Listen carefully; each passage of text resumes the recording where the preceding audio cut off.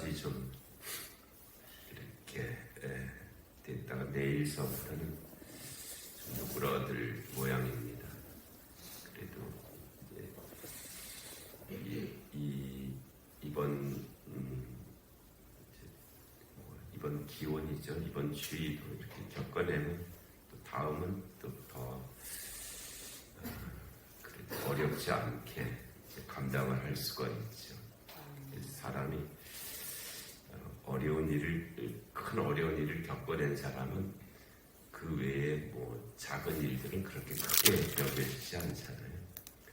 우리나라 근대사에서 6.25 전쟁을 우리가 경험을 했기 때문에 그때 그분들 그 어려운 일을 겪어낸 분들이 그 이후로 우리가 6.25 전쟁도 겪어냈는데 하면서 그 후에도 사실은 경제적으로 뭐 보릿고개도 있었고 너무나 어려웠었죠. 그렇지만은 그리고 그 일들을 감당할 수 있는 힘이 이제 거기서 비롯된 것도 있습니다. 그래서 우리가 좀 어려운 일이 생길 때 그게 뭐 좋지는 않죠. 그래서 기도 제목이잖아요. 이 어려움에서 좀 벗어나게 해달라는 것은 우리의 기도 제목인 것은 사실이지만 그렇지만 그게 하나의 어떤 의미에서 이제 고난이죠. 근데 그 고난 당한 것이 내게 유익이라라는 그런 말씀도 있어요. 이로 말미암아 내가 주의 율례를 배우게 되었다. 사람이 편한 것을 통해서 좋은 것을 배우는 일은 거의 없습니다. 고난을 통해서 뭔가 그래도 배우게 되죠. 뭔가 조금이라도 배우는 것은 고난을 통해서 배우게 되지 인생에 있어서 평온하고 안전하고 넉넉하고 이런 데서 뭐를 배울 수 있는 계기는 없습니다. 인간이 선한 존재라면 그게 가능할 것 같아요. 인간이 악하거든요. 죄인이기 때문에 맞지 않고는 이게 교육이 안 됩니다. 채찍에 맞아야 교육이 되지 선한 것을 통해서 이 교육이 되지를 않습니다. 너무 극단적인 표현이긴 합니다. 그래도 그 안에 일반 보편성이 들어있습니다. 왜냐하면 인간이 죄인이거든요. 죄인은 고난을 통하지 않고는 뭐를 배우지를 못하는, 바뀌지를 못해요. 그래서 날씨에서 거기까지 가긴 했습니다. 또 이번 겨울도 또 그렇게 지나갈 것입니다. 바울 사도께서 디모데에게 이제 권면하시는 말씀이 거의 맞춰져 가고 있는데요. 네가 이 세대에서 부한 자들을 명하여, 그러니까 이게 디모데에게 주시는 이 말씀은 교회 밖의 사람들에게는 아직은 아닙니다. 교회 밖의 사람들에게 뭐를 이렇게 하라라고 하신 말씀은 아직 아니고요. 교회 안에 있는 사람입니다. 교회 안에 있는 사람들에게 하시는 말씀들인데 그 교회 안에서도 부자들도 있었던 모양이죠. 그러니까 네가 이 세대에서 부한 자들에게 명하여 마음을 높이지 말라. 마음을 높이는 게 교만이잖아요. 교만을 만들어내는 것들이 여럿 있는데 그 중에서 이제 물질이 사람의 마음을 교만하게 하는 것은 틀림이 없습니다. 일반적이죠. 이 물질이 넉넉해지고 많아지고 상대적으로 더 많아지고 하면은 비례해서 우리의 마음도 자꾸 교만해집니다. 높아지죠. 부정적인 의미에서의 높아지는 그런 현상들이 생깁니다. 그것이 본인에게도 안 좋고 다른 사람에게도 안 좋습니다. 본인에게 어떻게 안 좋냐면 감사가 없어집니다. 감사가 없어지고 삶에 대한 절실함이 없어집니다. 그리고 뭔가 기쁜 일이 점점 작아집니다. 그러니까 뭐가 좀 없었을 때는 조금만 뭐가 생겨도 기쁘잖아요. 뭐가 변화가 나타나잖아요. 누가 뭘 조금만 주어도 고맙잖아요. 그런데 이게 그 어떤 이제 임계점 같은 것을 이렇게 넘어서면 변화가 없습니다. 받아도 그 받았는지 뭐가 뭐가 생겼는지 뭐 다 그냥 변화가 없는 그런 상태가 되면서 자기 삶의 기쁨과 감사가 고마움이 사라지고요. 이게 뭐 이게 절대 수치가 있는 건 아니죠. 사람마다 다릅니다. 사람마다 다 이제 다른.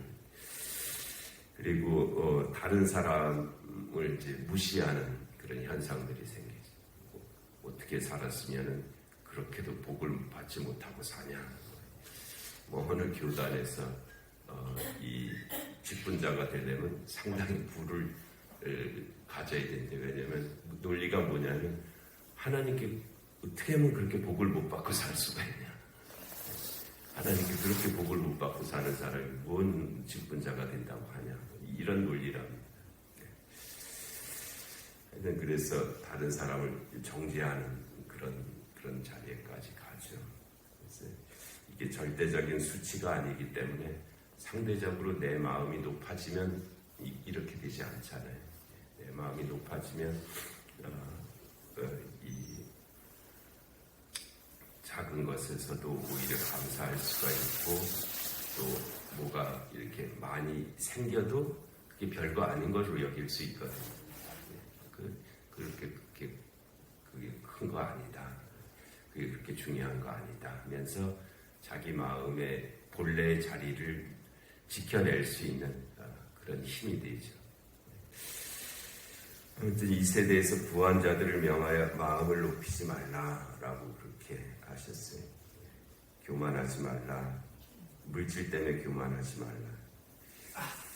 또 아는 것 갖고 교만해지고 권력 갖고 교만해지고 믿음 갖고 교만해지고 교만은 여러 가지 통로를 통해서 오는데 왜냐하면 인간의 원죄의 속성이 교만이기 때문에 그렇습니다.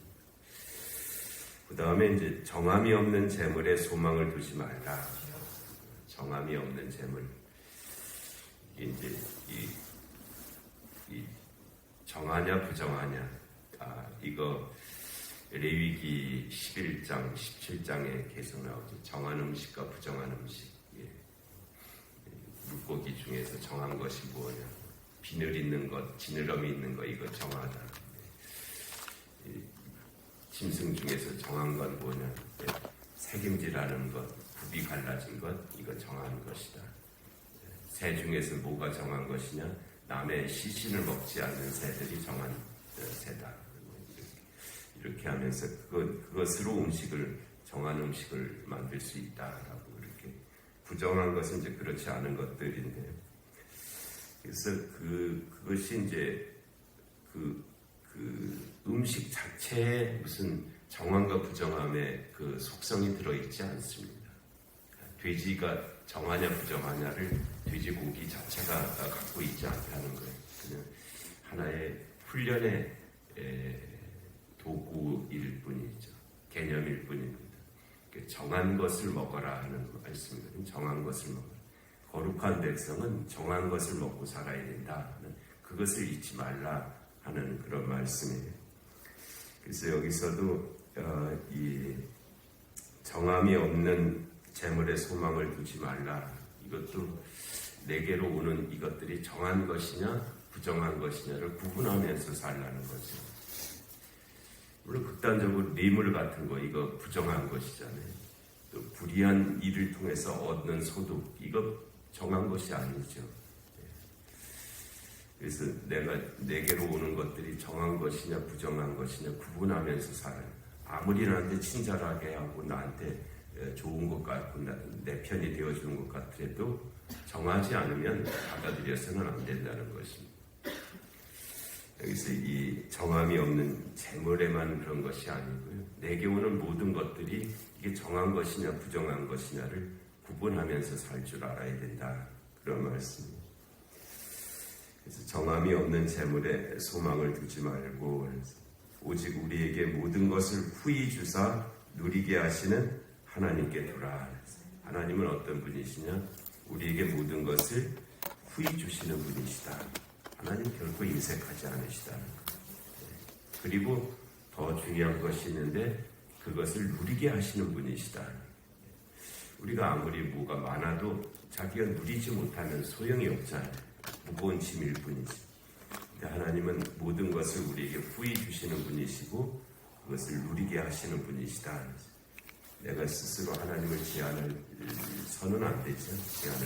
제한해서는 안 되는 일. 하나님은 모든 것을 우리에게 후히 주시는 분이시고 누리게 하시는 분이시다. 선을 행하고 선한 사업을 많이 하라. 나누어 주기를 좋아하며 너그러운 자가 되라. 이 선을 행하라. 그러므로 너희 빛을 사람 앞에 비치게 하여 그들로 하여금 너희 착한 행실을 보고 하늘에 계신 너희 아버지께 영광을 돌리게 하라. 마태복음 5장 16절 말씀인데 이같이 너희 빛을 사람 앞에 비치게 하여 그들로 너희 착한 행실을 보고 사람이 볼 수 있는 것은 우리의 그 모습이잖아요. 우리의 개념이 아니라 우리의 모습이란 말이에요. 너희 착한 행실을 보고 하늘에 계신 너희 아버지께 영광을 돌리게 하라. 그게 선이죠.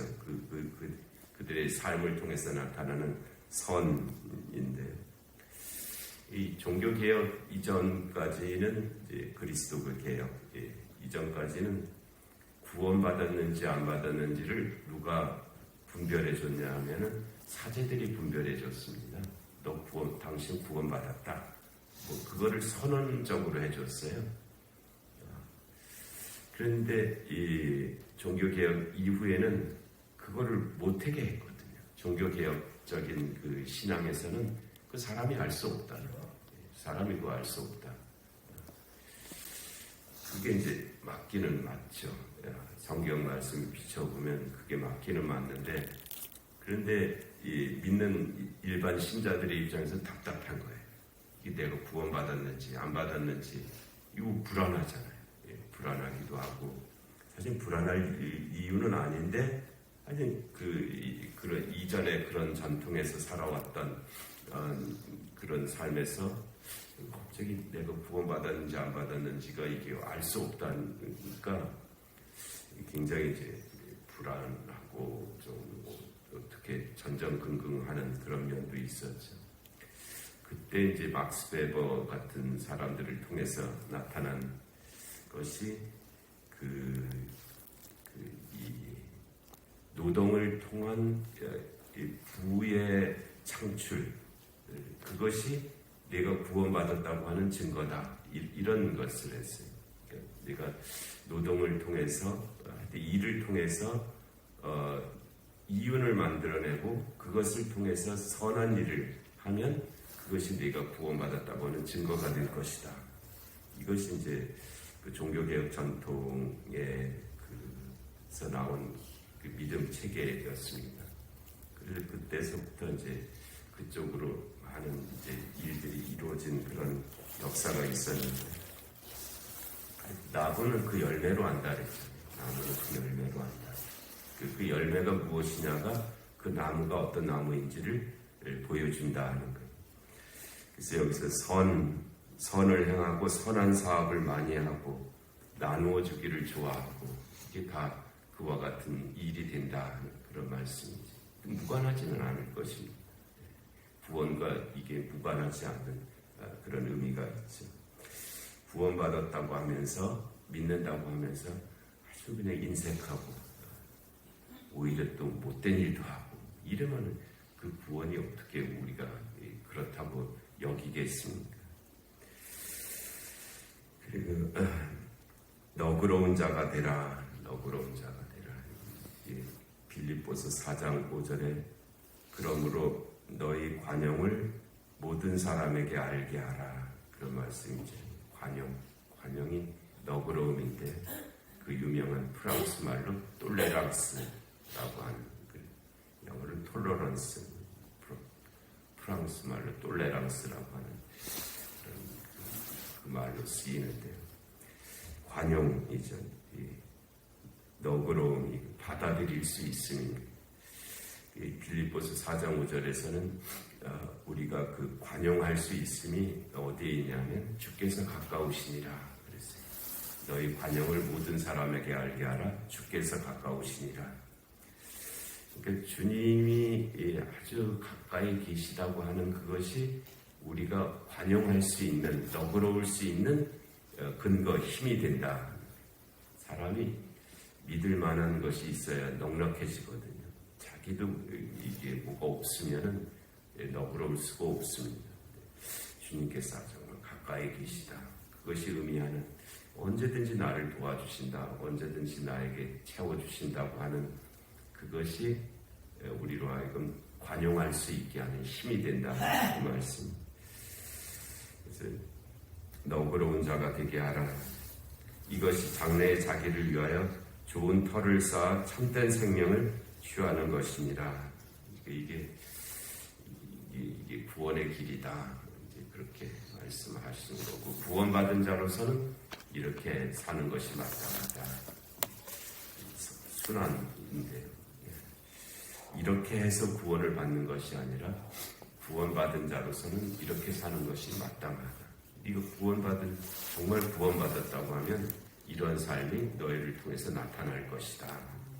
그리고 이제 권면적인 치에는 너에게 이와 같은 구원이 임하였으니 이와 같이 사는 것이 마땅하다. 그런 말씀을 하셨는데, 우리들의 이런 삶을 통해서 하나님께 영광이 되는 그런 삶을 살게 하실 줄로 믿습니다. 내려오신 하나님 아버지, 귀한 새벽을 저희 허락하시고 하나님 그 귀의 말씀을 듣게 하시니 감사합니다. 저희들에게도 이와 같은 아름다운 열매들이 있게 하여 주옵시고, 그 열매들을 통해서 하나님께 영광이 되는 그런 삶이 하나님 되게 하여 주시옵소서. 오늘 하나님 금요 기도 가운데도 하나님의 은혜를 베풀어 주옵시고, 주일을 준비하는 모든 이들 가운데도 은혜를 내려 주시옵소서. 영육간의 공고한 하나들을 긍휼히 여겨 주옵시고, 이 나라 이 민족 가운데 주님의 공의와 정의가 임하게 하여 주옵시고, 전쟁과 기근과 질병과 재난의 땅들 가운데 주의 긍휼하심이 함께하여 주시옵소서. 이 새벽 기도 가운데도 은혜의 은혜를 더하여 주시기를 간절히 비옵고 예수님의 이름으로 기도하옵나이다. 아멘. 기도하시겠습니다.